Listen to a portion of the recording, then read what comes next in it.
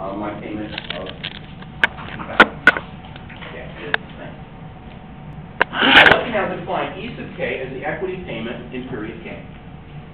Okay, so in other words, this term here is E sub 28. Okay, and this term here is going to be the interest that I paid in second. Okay, so now, because it's a blended payment, I'm going to make the observation that the sum of those two is equal to the payment. It either goes to interest or it goes to principal, no more else. And so that relationship is simply this one here, I equals A plus E. Sorry, I should say A equals I plus E. So that's it. Okay. So first observation is that if I want to ask the question, well, what's A? Isn't that equivalent thing I was talking about where I was looking at an annuity that's equivalent to the amount that I borrow? Okay. So I'm going to define my payment, or I'm going to calculate my payment A to be the present value of that end period annuity at 5%. Okay. So N equals 360 months over the next 25 years. And I is whatever I happens to be per month. Okay. So that's my calculation that determines A. That gives me the $2,000 here. Okay. Now, I can also observe that if I want a present value, can I not simply say, well, I've got those 360 or those NAs over the next 25 years. Well, what's the present value of that? Well, it's simply P given F on each individual one. So this term here is simply P given F. Okay. So at any time, I can say, well, what's the equivalent amount owing? By just counting how many payments I've got left. That's the first part. So I've determined the payment based on the annuity over the 25 years. And I've asked the question, well, what's that equivalent to today? Well, it's simply the payments that I have, N of them, 360 of them, over the next 25 years. Okay. Now I want to get to a specific month. Okay. And I'm going to ask the question, well, what's left over in K minus 1? Okay. Well, what's K minus 1? Well, let me start with K minus 1. Just make sure I got this. Okay, to be January. So I'm going to define the K minus first period in my analogy here to be January 31st. Okay. How much is owed? Well, how many payments are left? Well, how many payments have been made?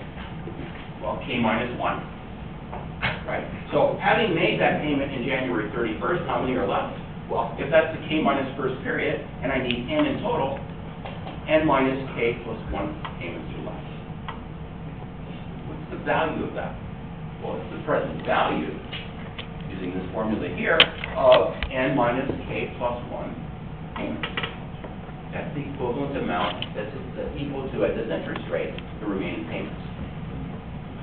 So if I look at that, I'm now going to look at this expression here. And U sub K is, how much do I owe? Well, if January 31st is my K minus first period, then this number here is equivalent to UK minus 1. In other words, what do I owe on January 31st? 100 grand. Okay. So in my general algebra, that's simply the present value of the remaining payments. That's what this here. So A is $2,000. I have N minus K plus 1 remaining, and therefore the amount that's the present value of that, which is the unpaid principal, is UK minus 1. And it's simply a present value sum. Okay. Now, the key thing to understanding this is this line here. Okay. Let me ask the question, if I make one payment more, how much do I owe? Okay. In other words, that K payment, now the K payment is Feb 28, right? So this is the K payment. Make that Feb 28 payment, and I'm going to owe less. Well, how much less? Well, in my analogy, 1,500 left. But in the algebra, do I not owe in period K one less payment? So rather than owing this number here, so in January, in January, I owe this many. Well, having made that January payment, it's now February, I owe one less. And can I not then use the same formula, except one less payment? So what I'm now saying is, to calculate what I owe, having made that one payment, well, that's this number here, right? In February, I owe less. Well, the algebra for that is simply one less payment than at the end of January, K minus 1 versus K period. Well, that's what that algebra does. The first part of it is, how much do I owe on January 31st? The next part of it is, how much do I owe on Feb 28th? And the only difference, look in the summation index, is one payment. So I use this generality to basically come at this equation here. I know before making that case payment I owe 100 grand. Having made that case payment I owe 98.5. Therefore the difference between the two is how much in that month the equity was increased. Or in other words, how much less I owe. That's what that's about. A little bit of algebra gets me to a very simple closed form here in terms of valuing that payment. Okay. So the equity payment in any period is simply given by this. Now, can I solve that very easily? Well, I know what I'm paying every month. That's A. I know the length of the mortgage. In other words, how many payments in total, 25-year amortization. Hopefully, I know where I am. That's K. January, February, whatever. And therefore, I can say, well, what's my equity payment? So, in any time period. Now, the key thing is, for the taxman's not interested in this, right? Because I can't deduct the principal repayment. But I can deduct the interest. So maybe what I really want is a formula for the interest. So I can very readily determine how much I can reduce my taxes by. Well, that's the next part of it. And how do I get there? Well, this is just some more manipulation here to give me my K. So again, I know how much I borrowed. I could do this one as well. I know how much I borrowed. I know the interest rate. I know the period of interest K, and I know how many payments I have in total K. Okay. But really, I'm interested in this second line here, the second set of things. What's the interest? Well, I go back to this observation here. I know how much I'm paying, $2,000 a month. I know in a month what my equity was. So here I'm going to say I, February 28th, equals A minus equity, February 28th. Well, I know I'm paying $2,000. This calculation showed me I reduced my indebtedness by $1,500. I can only go one of two places, equity or interest. Therefore, $500 must have been how much interest I was charged. Well, that's what this equation is. Pays the payment, the calculated equity reduction, or excuse me, the calculated equity increase, and the difference is interest. Well, I got an E sub K from up there, okay, and I can just rearrange. So here I can determine how much interest I pay during the time period that I'm filing my taxes for very easily. Okay. That's a little bit of algebra. Is that okay with everyone?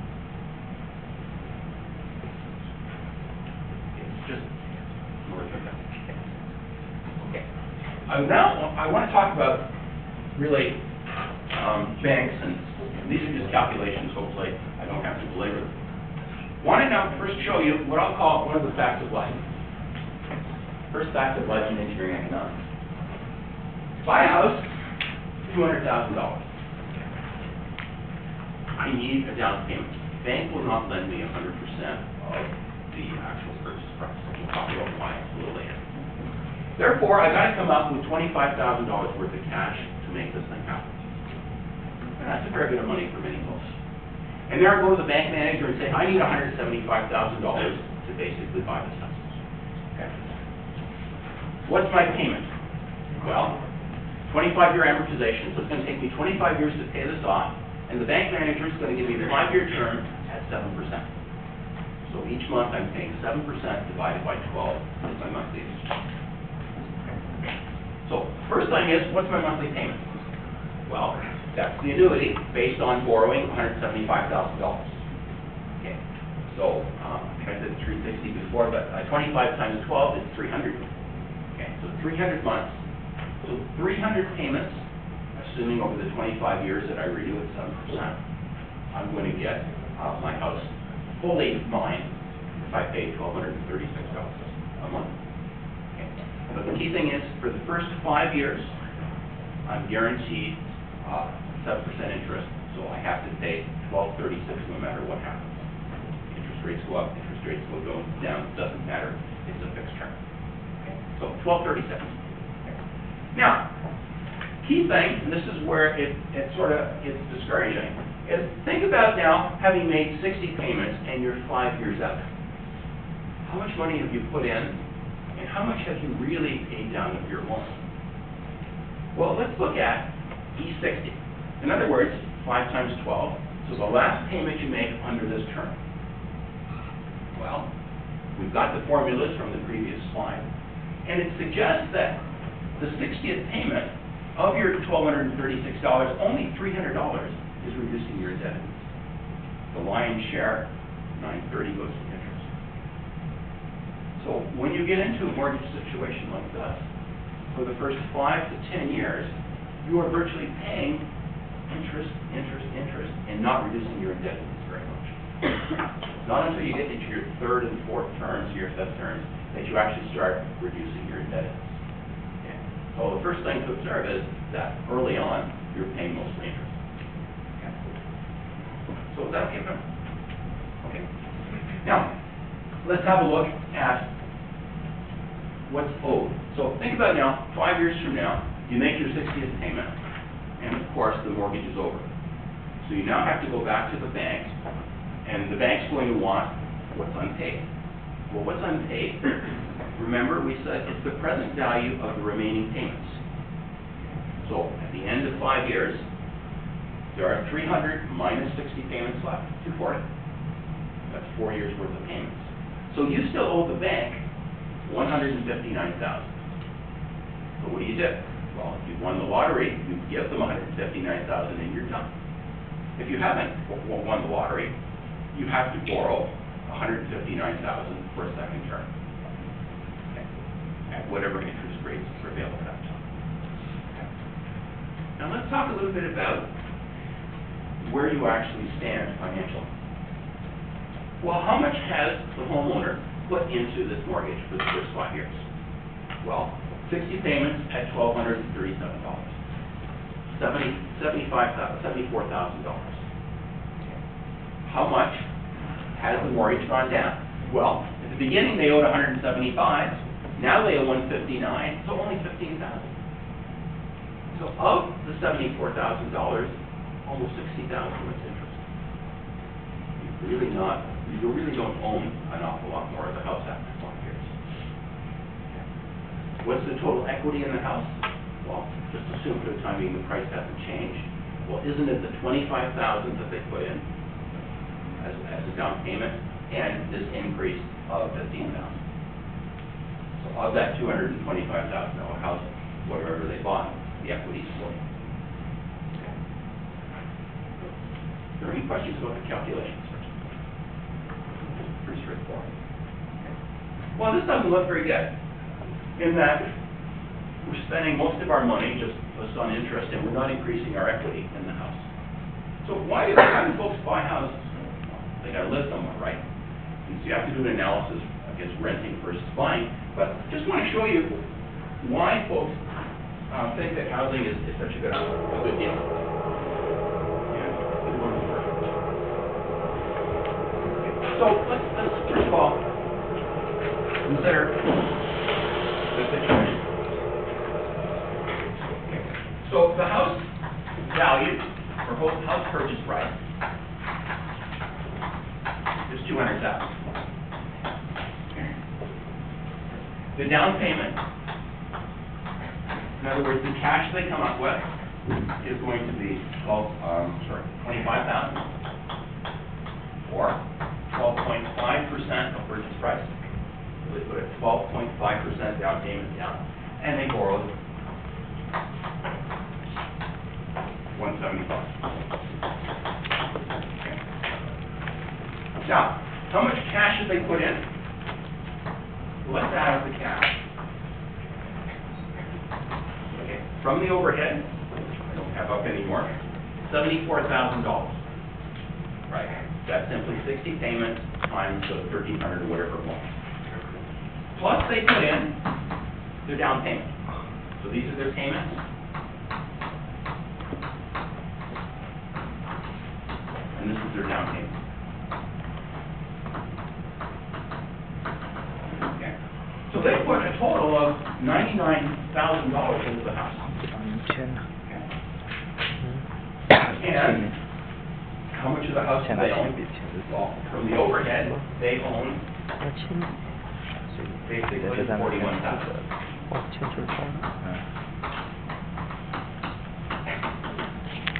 So percentage-wise, think about what they own. If the house is worth $200,000, so the percentage of ownership is 41,000 from the overhead over the value of the house, which is around 20%. Okay. So after putting almost $100,000 into this house over 5 years, $200,000 house, they own only 20%. So the front porch and maybe part of the living room. That's all they own after putting $100,000 into this $200,000 house. Which is the fact of life. Interest in issues. But think about how people view it. I mean, okay. Housing prices generally go up. Not always. But, there are more people in this country now than there were 10 years ago, and they need a place to live. And that will probably continue. That supply and demand basically means that housing prices generally go up. So, generally go up. And let's talk about, a specific example. Let's say over the 5 years, we had a 3% price increase in housing.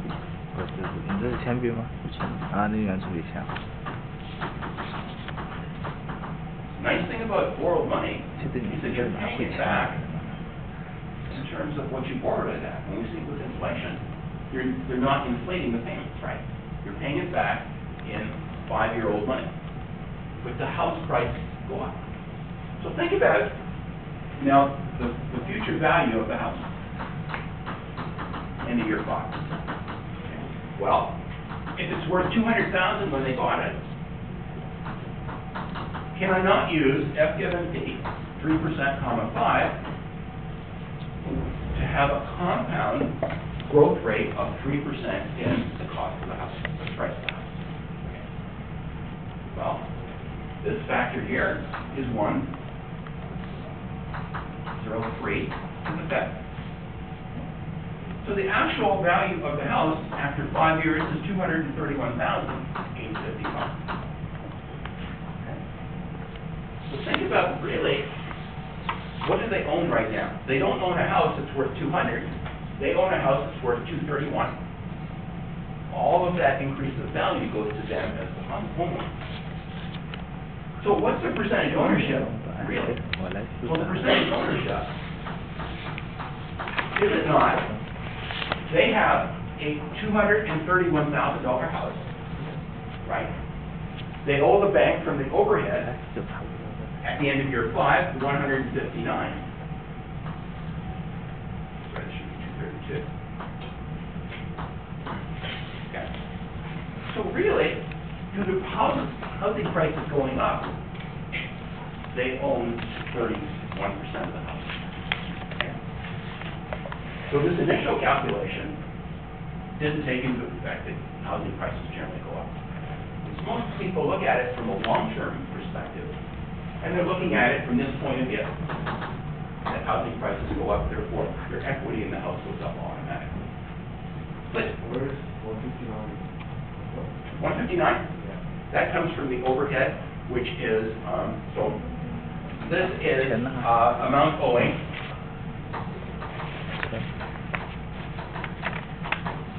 End of year 5. Okay, so it's from the overhead, the present value of 240 remaining payments. Okay. Now, taxation, of course, we always have to talk about. In this country, there are only 2 ways legally of making money and not paying any taxes. 1, win the lottery. In the U.S., you win the lottery, you pay taxes. In Canada, you win the lottery, you pay no taxes. The second way is the government does not tax you on any money that you make in your principal residence. So if I have a house and I live there, then this $32,000 that I made, right, because I bought it for $200, if I wanted to sell it, I made $31,000 or $32,000. That is not taxed. So the second part of this, from an investment point of view, is that this is one way of having tax-free capital gains. And that's the other view in terms of investors and why they like it. So these are the calculations surrounding it. What I'd like to do next day, almost time up. Next day, I'd like to talk a little bit about, think about from a bank's point of view. What are the risks to the bank in making this loan to this person buying the house? Okay. And how can the bank basically mitigate those risks without any cost of that mitigation falling on the bank? So banks like to lend money. They like to have a sure return on that loan, but they don't want to take any risk. And any risk they want to offload to someone else at someone else's expense. So think about, in this, what are the risks to the bank? And how could the bank possibly deal with that? I'd like to talk a little bit about that. A little more fun than talking about calculations. Thank you. 你帮我吃东西过去哈。我是交饭弄出去，现在就交，哎，中午还不吃饭呢。你帮我把书包拿过来。It's hard to follow. I love it. Sunday. Yeah.